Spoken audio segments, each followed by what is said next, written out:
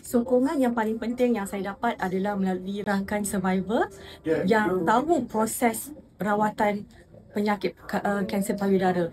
Apabila saya bercerita tentang pengalaman, mereka membawa saya kepada suatu alam yang positif dan saya berasa didengari dan dapat menerima empati daripada mereka. Saya juga mendapat sokongan daripada profesional kerana saya tahu tidak ramai yang faham tentang penyakit kanser dan apa betul-betul yang kita alami. Oleh itu, kepada wanita di luar sana yang tidak dapat mengawal emosi dan mengalami mental yang negatif, saya cadangkan anda berjumpa pakar profesional kerana saya membuat benda yang sama setiap minggu semasa saya berada di dalam keadaan mental yang teruk.